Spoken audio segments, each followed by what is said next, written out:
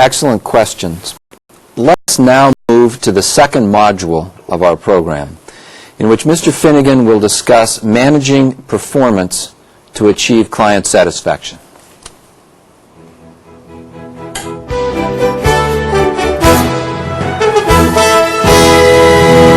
In this session, we will look at assessing total quality effectiveness, such as the National Quality Awards and ISO standards.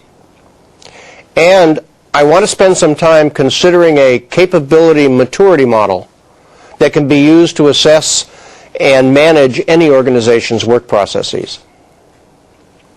To begin, the most common means of assessing an organization's progress in implementing and utilizing TQM has become the National Quality Awards. Of these, the most commonly used in the West is the Malcolm Baldrige Award criteria. The Baldrige criteria for performance excellence is used to assess and measure an organization's performance in 7 key areas: leadership, strategic planning, customer market focus, information and analysis, human resource focus, process management, and business results. The ultimate goal of assuring the effectiveness of a total quality process is to assure the continuous delivery of value to customers, as well as to improve overall organization effectiveness and capability. One way to judge the worth of the assessment criteria to accomplish this is to look at 2 of the 1999 Baldrige winners. ST Microelectronics is a French-Italian global company with hundreds of worldwide competitors. The company's Region Americas subsidiary received the Baldrige Award in the manufacturing category in 1999. Its parent company has earned the comparable European Quality Award. Between 1996 and 1998, when many of their customers lost money and did not expand sales, Region Americas not only increased its market share, but averaged a 10% annual profit after taxes.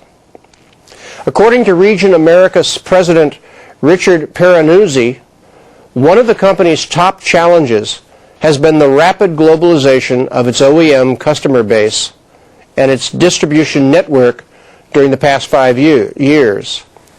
Peranuzzi says the Baldrige criteria have helped us to learn how to align our entire organization so that we can provide consistent service and quality no matter where a particular customer may be operating.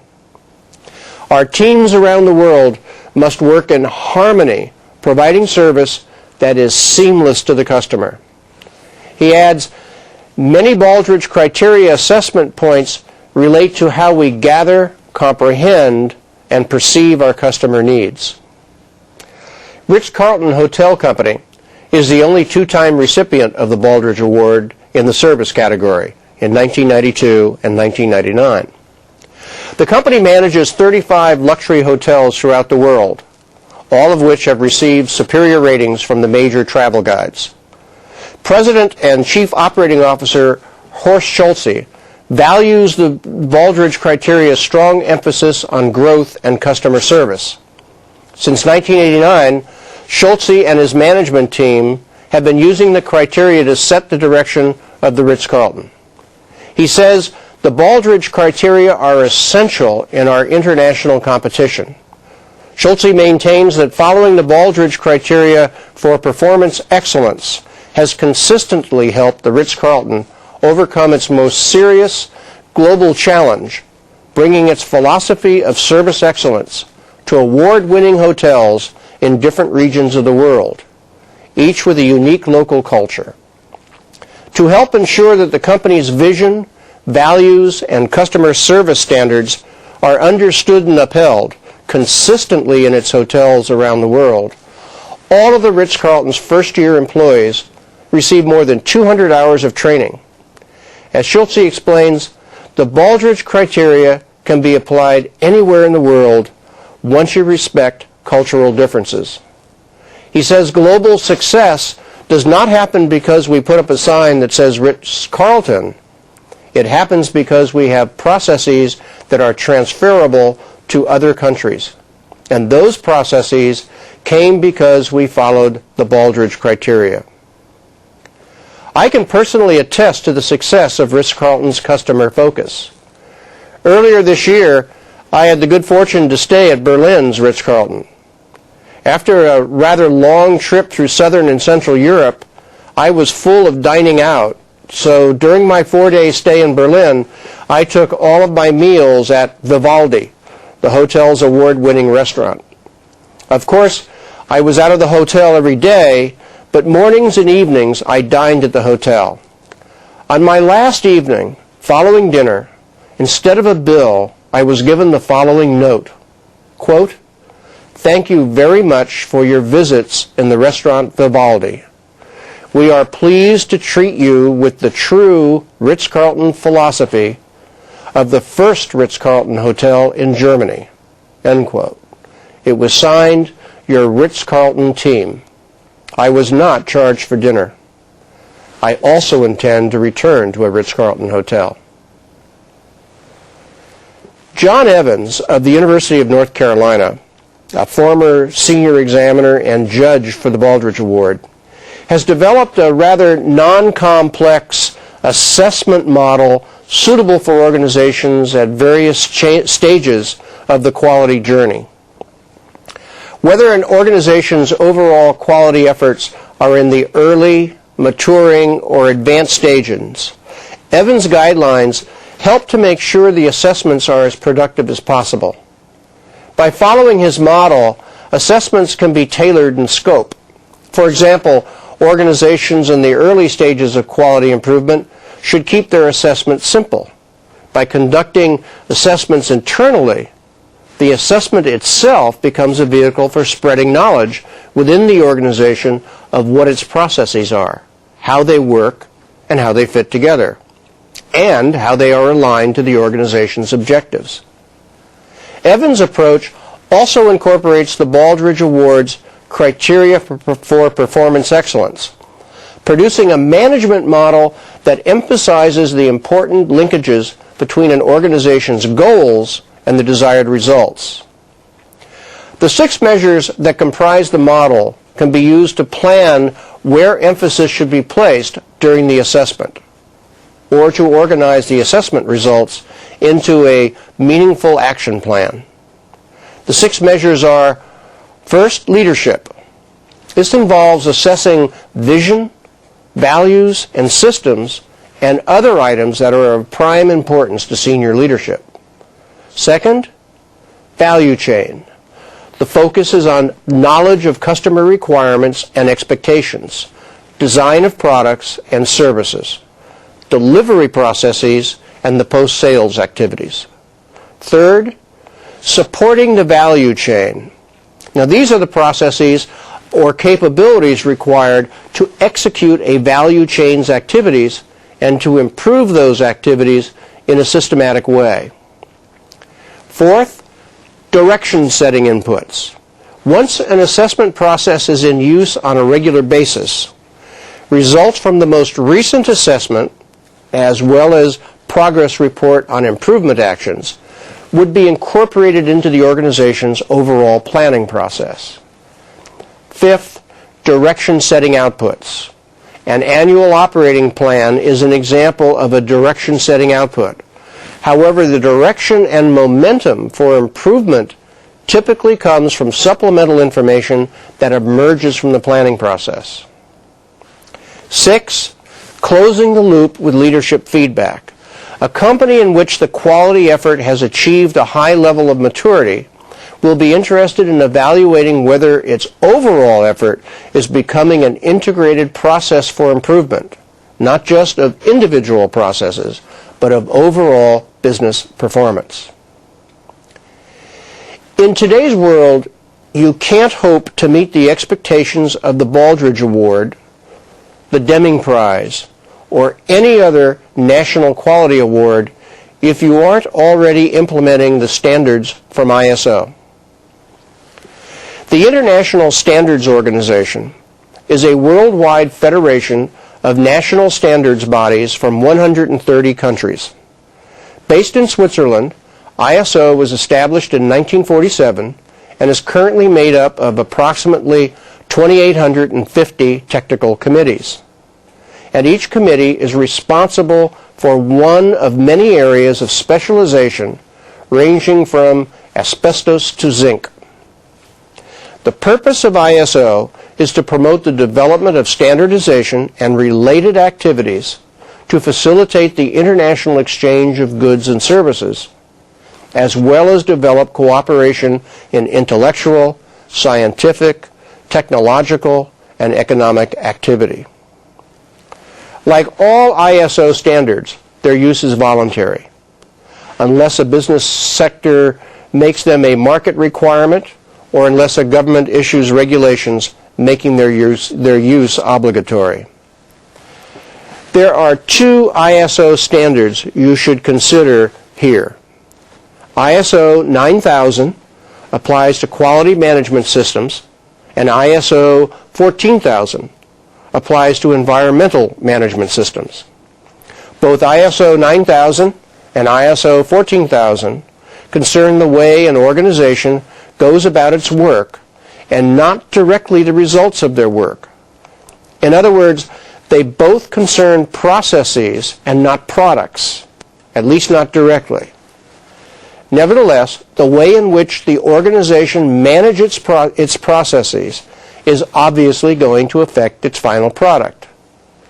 In the case of ISO 9000, it is going to affect whether or not everything has been done to ensure that the product meets the customer's requirements. In the case of ISO 14000, it is going to affect whether or not everything has been done to ensure a product will have the least harmful impact on the environment, either during production or disposal, either by pollution or by depleting natural resources. The ISO 9000 series is a set of 5 individual but related international standards on quality management and quality assurance. They are generic, not specific to any particular product. They can be used by manufacturing and service industries alike. These standards were developed to effectively document the quality system elements to be implemented in order to maintain an efficient quality system in your organization. ISO 9000 lays down what requirements your quality system must meet, but does not dictate how they should be met in your organization, which leaves a great scope and flexibility for implementation in different business sectors and business cultures, as well as different national cultures. There are 3 standards you should know about: 9001, 9002, and 9003. ISO 9001 sets out the requirements for an organization whose business processes range all the way from design and development to production, installation, and servicing. ISO 9002 is the same as 9001, except it does not include the design control requirements. ISO 9003 is the appropriate standard for an organization whose business processes do not include design control, process control, purchasing, or servicing, and which basically uses inspection and testing to ensure that final products and services meet specified requirements. So an organization chooses a standard that best suits their operations. There is no difference of quality ranking between the standards. So the ISO 9000 family includes standards that give organizations guidance and requirements on what constitute an effective quality management system. ISO 9004-1 and the other parts of ISO 9004 are the standards giving guidelines on the elements of quality management and a quality system. The 9000 family provides models against which this system can be audited to give the organization and its clients assurance that the system is operating effectively. Increasingly, customers expect their foreign suppliers and partners to have their quality systems registered. This generally involves having an accredited independent party conduct an on-site audit against the requirements of the appropriate standard. Upon successful completion of this audit, an organization will receive a registration certificate that identifies the compliance. You may publicize your registration and use the third-party registrar's certification mark and the accreditation body's mark on your advertising, letterheads, and other publicity materials, but not on your products. Frederick Smith, chairman and CEO of Federal Express, said this about ISO certification. FedEx's worldwide ISO 9001 certification gives us a competitive advantage to the global marketplace, especially as more countries adopt ISO standards. And Rear Admiral Georgie Sweat, CEO ASMAR of Chile, said of ISO 9000, "This is a decisive and permanent comparative advantage which gives the company great confidence to go forth and improve its position within the increasingly difficult maritime market of the year 2000. Keep in mind that ISO 9000 registration is not a legal requirement, but it can be beneficial. In the European Union, for many regulated products, ISO 9000 registration is an alternative for product certification. Also, let's clarify some semantics. The issuing of a certificate to confirm that an organization is in conformance with the standards requirements is variously referred to in different countries as a certification or registration, a practice which reflects different national or business culture preferences. Likewise, the bodies which issue ISO 9000 certificates, certification bodies, are referred to in some countries as registration bodies or registrars. Again, these different appellations refer to the same type of body. These remarks also apply to the certification of environmental management systems, which have been assessed as conforming to ISO 14000. The most obvious benefit of ISO 14000 is a single international standard that brings worldwide focus to environmental management. The ISO 14000 approach forces you to take a hard look at all areas where your business has an environmental impact and can lead to benefits like the following: reduced cost of waste management, savings in consumption of energy and materials, lower distribution costs, improved corporate image among regulators, customers, and the public, and framework for continuous improvement of your environmental performance. One commercial benefit will be to harmonize national rules, labels, and methods, thus minimizing trade barriers and complications and promoting predictability and consistency. Whatever the measurement standards an organization uses, management needs to know how well the organization is performing against all of its objectives, not just the quarterly numbers. To do this, you have to obtain the opinions and the assessments of the people responsible for the practices that produce results, such as just-in-time, human resources, technology delivery, manufacturing strategy, and information systems. Input on these processes, coupled with the organization's cycle time and conformance quality measures, will provide management with a profile of their operation that can be assessed and compared to other organizations on both practices and performance dimensions.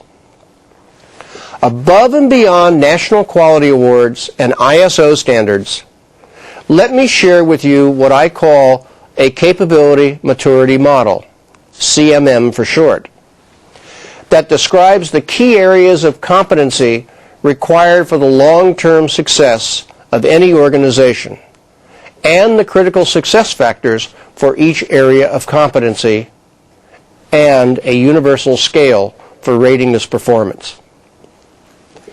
The CMM has three primary uses. First, as a communications tool. Second, as a diagnostic tool. And third, as a performance metric. First, as a communications tool.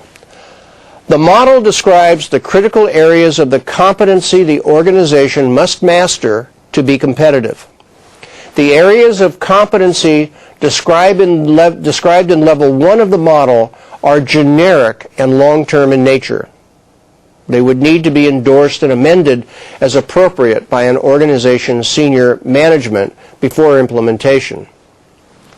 The success factors critical to each of these areas are described as level 2 of the model. These success factors also need senior management review and approval. Together, levels 1 and 2 provide a framework for communication with regard to performance that is important to the success of any organization. This framework provides a backdrop for describing the vision, goals, and objectives of the organization, as well as the areas of concern and for needed performance improvement. When used frequently and consistently as a communications tool, the CMM establishes a common language and helps clarify directions and performance expectations for managers and employees. The second use is as a diagnostic tool. Throughout development of the model, medical analogy was used to set expectations. Those consulted were asked to imagine a medical doctor addressing a patient for the first time. The doctor uses a framework of symptoms of health.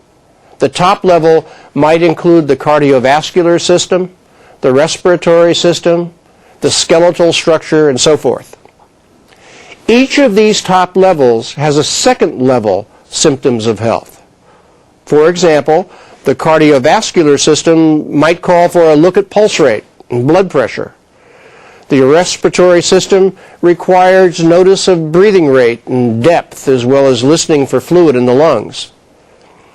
The doctor uses this hierarchical framework to diagnose the overall health of the patient and to identify those areas in need of attention.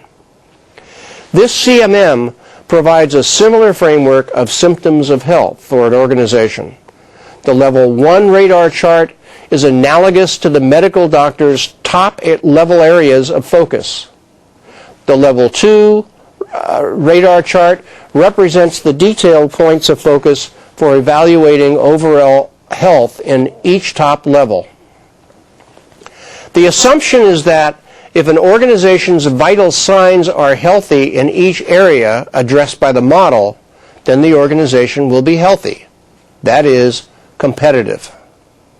Like the medical analogy, this mode can also be used to guide attention to those specific areas that need most improvement. Lastly, the CMM is a performance measurement tool. The performance scale is intended to be used to score performance on all spokes of all the radar charts on both level 1 and level 2. To the degree that this can be done consistently, the CMM has value as a performance metric. Performance scale has a range of 0 to 5. A rating of 0 is defined as ignorance because the issue is not recognized. A rating of 1 is described as awareness based upon 4 assessments. First, key people know performance. It is far behind competition. Second, people, skills, and resources are misaligned with need.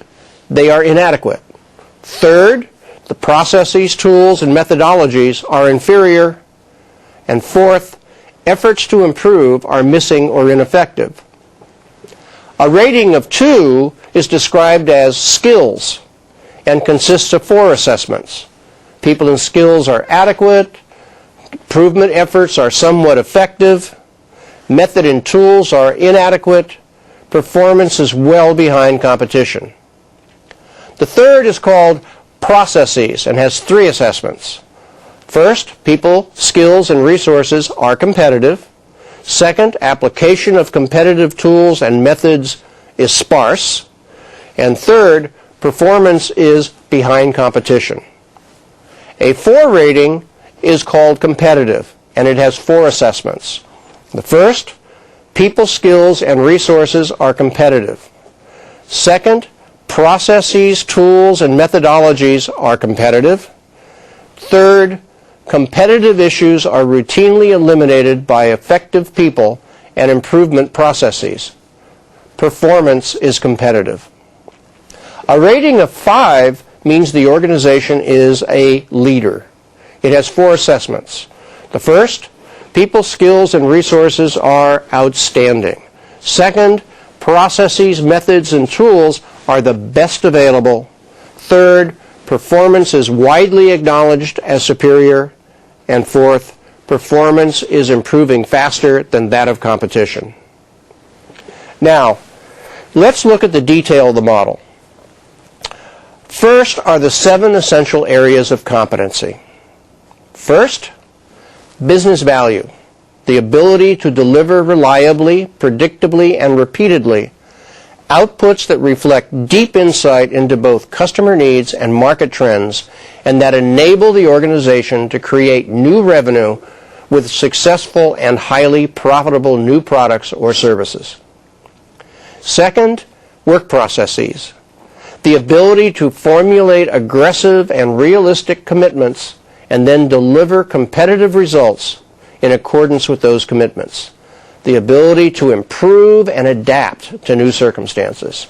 Third, intellectual property, the ability to create, capture, and deploy intellectual property in a manner that develops an enviable proprietary knowledge advantage. Fourth, management, the ability to prioritize and direct resource investments onto issues that have great business potential and to create a working environment that enables excellent productivity and results. The ability to commit to aggressive, realistic goals and meet them with financial constraints. Fifth, the workforce, the ability of the organization's personnel to bring broad intellectual strength and perspective to bear on assigned opportunities. The degree to which the organization is characterized by a workforce of internationally competitive stature, skills, and motivation. Sixth, partnership, the ability to identify and effectively implement working arrangements with both external and internal partners so that the organization's ability to create business value is greatly amplified. And 7, recognition, the degree to which the organization and its people are acknowledged as internationally recognized contributors, role models, and significant competitive assets. Now let's review level 2 of the model, the critical success factors for each competency. What I want to do here is just identify the critical success factors for each competency, but I won't take the time to describe each one.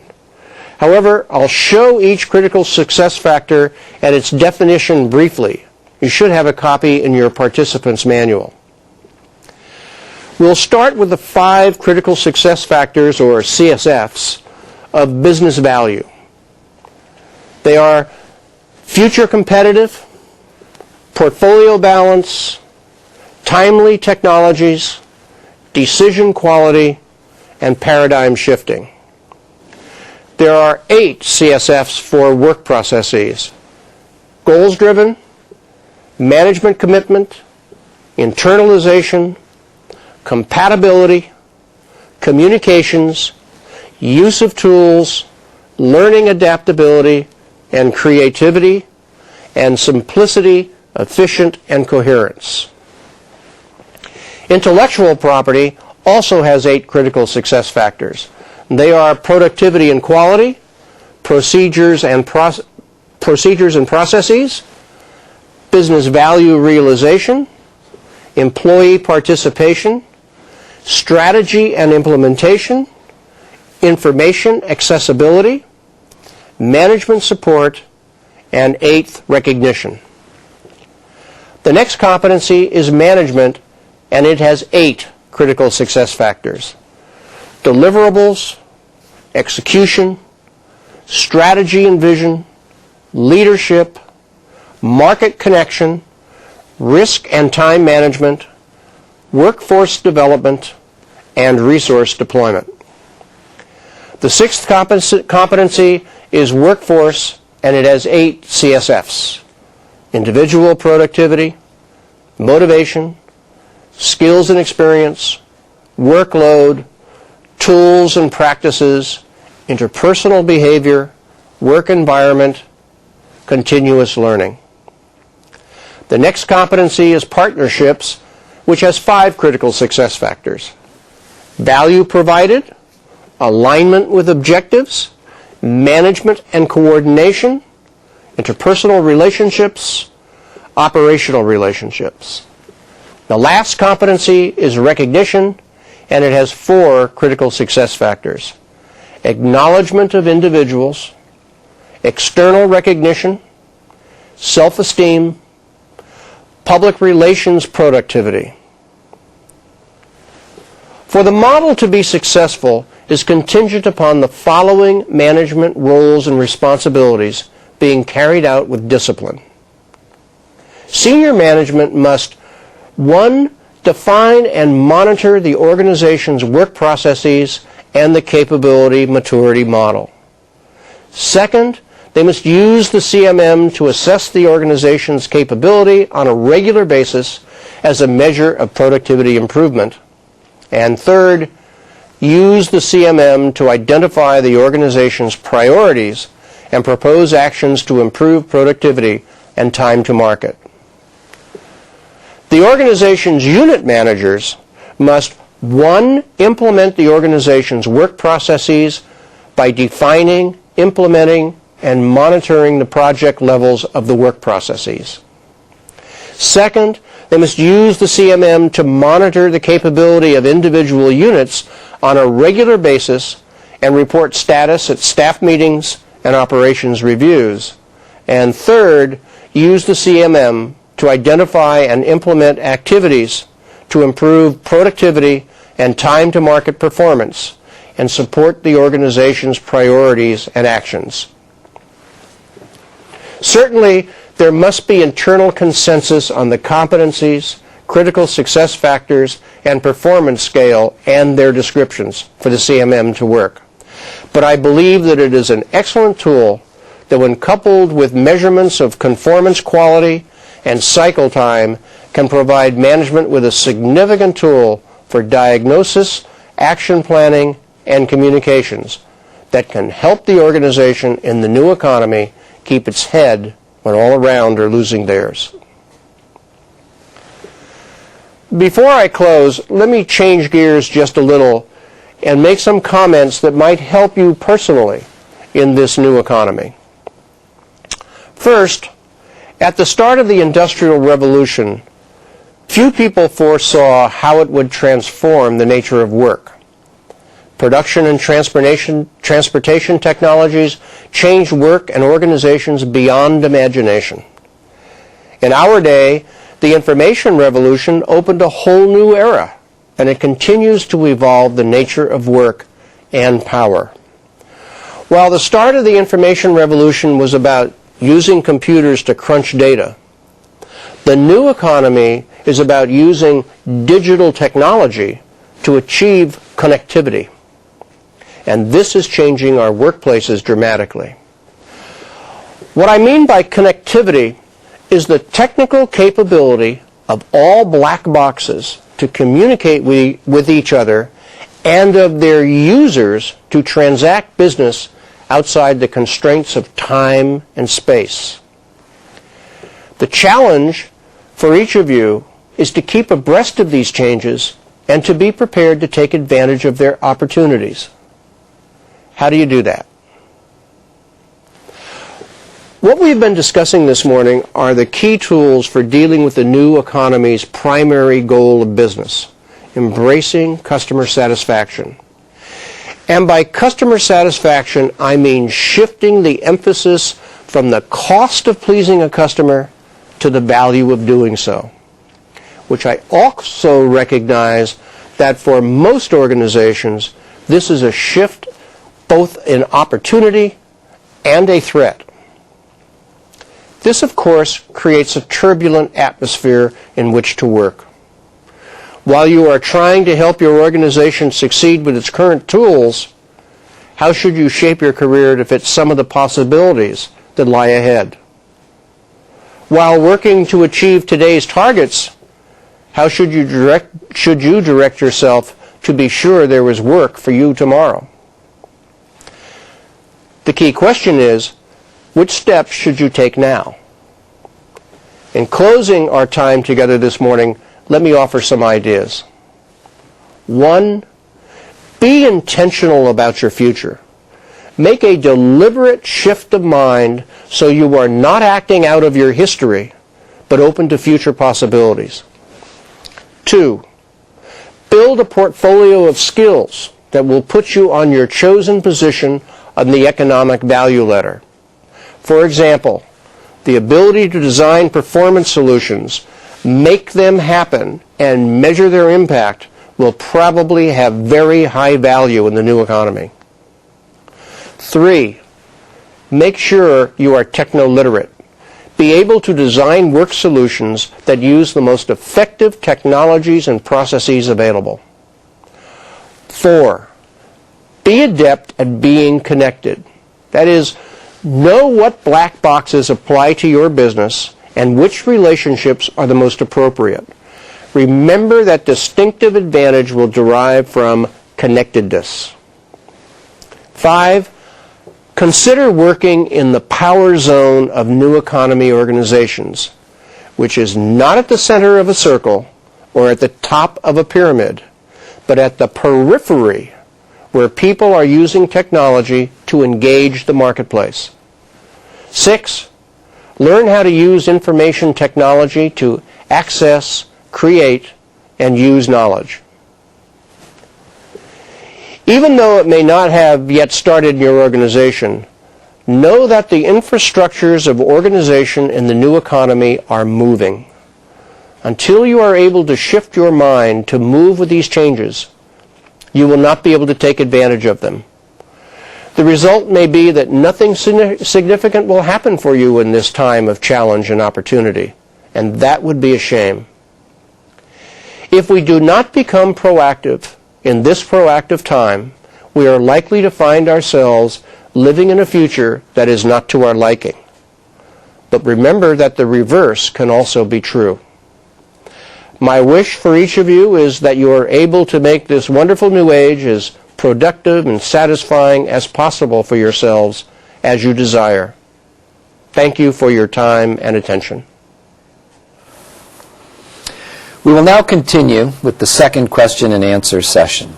Our first question is from Mexico. It is from the Colegio de Bachilleres, Estado de Sinaloa, in the city of Guasave, in the state of Sinaloa, Mexico.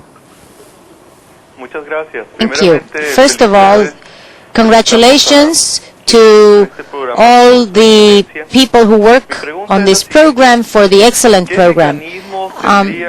My question is, what mechanisms should a higher education or public higher education institution adopt to implement TQM management, knowing that the hardest thing is to get the personnel, the staff to get involved? How can we do this? There are two ways that I would recommend. In an ideal world, the president of a university would say, I think this is a good idea, and engage his staff and all of the deans in how they could go about doing it. That isn't always the luxury of where things will start. All it really takes is a manager, or in your instance, a dean or the director of an administration, to decide that he wants to or she wants to explore this, to bring together the staff of which they have responsibility, Begin by learning all that you can learn about what total quality is, both in the literature and by visiting other organizations, other institutions of higher learning that are already practicing total quality. Define what it means to you. Develop a working definition for your organization, and then put together a plan to make those objectives happen. It is a slow process because changing how an organization operates is a great deal like turning a battleship around in a lake. It's going to take a great deal of time and a great deal of effort. Thank you. Our next question is from Panama. It is from la Universidad Tecnológica de Panamá in Panama City, Panama. Muchas gracias. Thank you. First of all, since this is the last program of the year, we want to wish you a wonderful Christmas and a Happy New Year. How can we apply all these quality systems and client service, and how can we manage culture? How can we make them, and how can we work with culture within the organizations to make them adapt, and how can we make them like a piece of clay so that they can really work in this new environment? Excellent question. And I would take you back to the first part of my presentation today, and I spoke of 6 steps that had to be taken. And one involved the infrastructure of the organization. And one way to think about those 6 steps, at least 5 of them, that if you were going to have a revolution, what are the kinds of things that you would focus on? You would focus on, first of all, the existing government and changing it. You would focus on the financial institutions and gaining control of that. You would focus on the educational institutions to try to re-educate the population, and you would certainly go after communications as a means of spreading your word. It is the same here. You begin by looking at the infrastructure of the organization and putting in place experts who can help guide people on how to behave and help define what the new behavior is. Putting together training programs or education programs so you can define for people what it is you're trying to accomplish, what the new state will look like, how will we be behaving when we get where we want to get, what kinds of education must we master to get there, what kinds of rewards, what incentives are there to cause people to do it. What everybody asks what we call with them. What's in it for me? And you need to define for people in moving to the desired state what's in it for them. You also need to tell people what is not going to change. Now that's an awful mouthful, but again I would suggest if you go to the literature, there are lots of books on total quality, and I'm certain if you would again go to the web you could learn a great deal. But it is a slow process. It is and it's one that requires management to be totally committed to. Thank you. Our next question is from Mexico. It is from la Universidad Autónoma de Baja California Sur in the city of Los Cabos in the state of Baja California Sur, Mexico. Thank you. Could you tell us, give us some bibliography or reference material just for us to understand and implement the model, the CMM model? Is there any website where we can actually go to get more information? And could you give us some email address as well? I'll be happy to share with you what I have. There is not an email site for it. It is a model that I have worked on at my prior employer and with a couple of clients. There is no literature on it per se. That's sort of a work in process.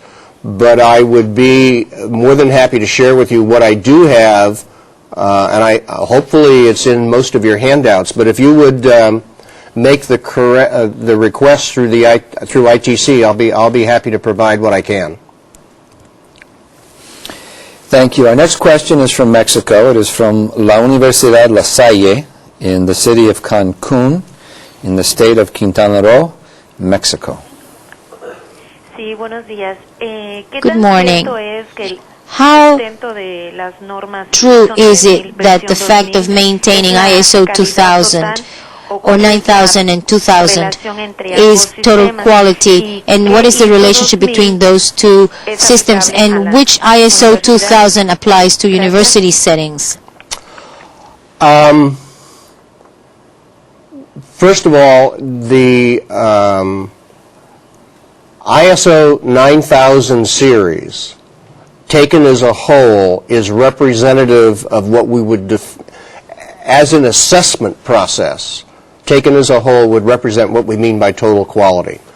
Let me back up and say that many people use their National Quality Awards or the Baldrige Awards or the ISO standards as the basis for defining the total quality effort in their own organizations. They use that to implement it. And that's perfectly all right. That can be helpful. I do think any total quality effort must be customized to the nature of the organization and its own culture. But the point being that you can do that. Once you have a total quality effort in place, the next question is how do you assess yourselves? And that's really how the national awards came about. It's really how ISO 9000 series came about. As far as a private sector or public sector institution which is not producing a product per se, actually 9003 might be more applicable, but you could apply 9001 as well. Thank you. Our next question is from the Dominican Republic, again from the Centro de Gestión e Investigación in the city of Santo Domingo in the Dominican Republic.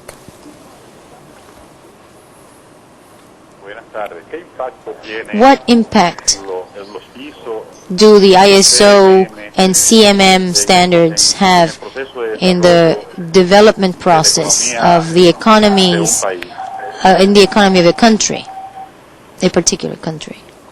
Yeah, I think the national quality efforts and the ISO standards are beginning to have fairly significant impact upon the economies for two reasons. One, they raise the level of expectation on the part of customers for dependability and quality. And within organizations, there's much more focus on the excellence of the work processes and the competitive nature of those processes with other organizations and the exchange of knowledge. The result is we're producing less wasteful products that are more in aligned with what customers want and that customers identify value in, and everybody ultimately profits from all of that. Our next question is from Brazil. Again, it's from the Universidade de Erechim in the city of Erechim in the state of Rio Grande do Sul, Brazil. My name is Omar Court. Some researchers or investigators said that globalization threatens democracy. What's your opinion about that? Do you agree with them? Did you hear that? What's your opinion of whether globalization is a threat to democracies or whether it is supportive of a democracy? No, absolutely, I don't believe that it's a threat. I think globalization, as I have defined it, may be a threat to those who are use their nationalism as a means of control. What globalization very simply means that people have the capability of identifying information and information about services, about products, about opportunities, regardless of national boundaries. It means that organizations can produce products with multinational product development efforts with great ease. And so whereas 10 years ago I used to worry about trying to bring people into the United States to do software development and struggling about getting them through the immigration process, today we take that software development to where those people are, and through the means of the internet and communications, their management and they have no difficulty without having to travel of communicating what the requirements are. Globalization is simply changing the way that we interact with one another. Technology is driving that. I don't think it's a threat to any national power, and whether it will have long-term effects well beyond I've entered my time on how the world is structured and managed, that's not for me to forecast. Our next question is also from Brazil. It is from the Serviço Nacional de Aprendizagem Comercial in the city of Porto Alegre in Brazil. Sí. Ya. La edición del año 2000 de ISO 9000. ISO 2000 edition has several changes. Can you make some comments about that? And how can total quality contribute to quality of life? La cualidad total. Para la cualidad de vida. Hello? Go ahead. The ISO standards are constantly under change. And yes, there are a new round of definitions and guidelines for ISO 9000 that for those who have already implemented ISO and been certified, there's very little difficulty with coming up to the new certifications. Relative to quality of life is a much more intriguing one.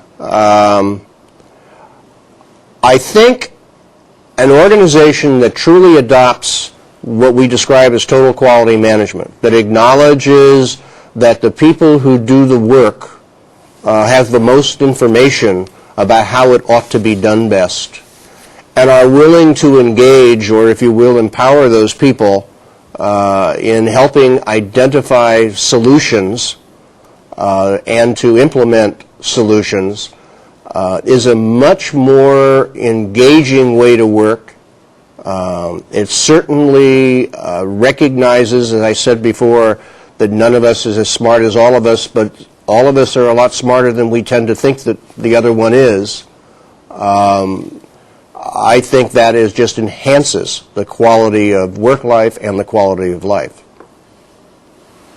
We have another question from our friends in Mexico at the Universidad de Sonora in the city of Hermosillo in the state of Sonora, Mexico.